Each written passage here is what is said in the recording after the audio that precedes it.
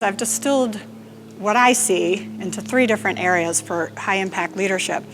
And this is fuel, which is kind of your mindset, what you're fueling yourself with, your perspective, even your physicality, how you're nurturing yourself, nourishing yourself.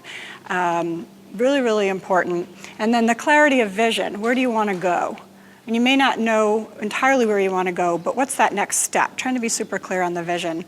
And then the third area is action, because without action, you don't go anywhere.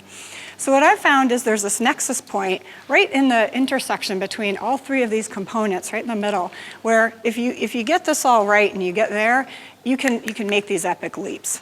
And you can get to wherever you want to go a lot faster. I call that the high impact zone. So if a lot of folks are in either 1, 2, or 3. So 1 is where you have pretty good fuel and you've got some clarity of vision about where you want to go and you're all jazzed up about it and you talk about it and you're pondering it and you're in that space, but you never take any action. So there's that all talk, no action.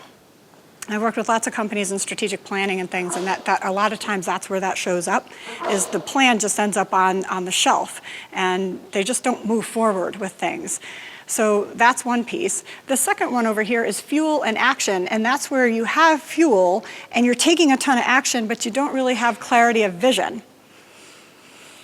And that can happen when you're just in the grind. You just have to get stuff done, and you've kind of lost sight of the bigger picture because the day-to-day is so all-consuming.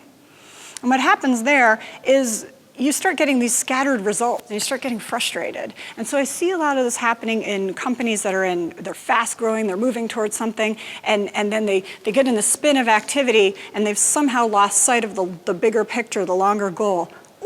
And their staff starts losing engagement with that vision because it's not clear. They're just in this grind, and oftentimes you get attrition, people leave.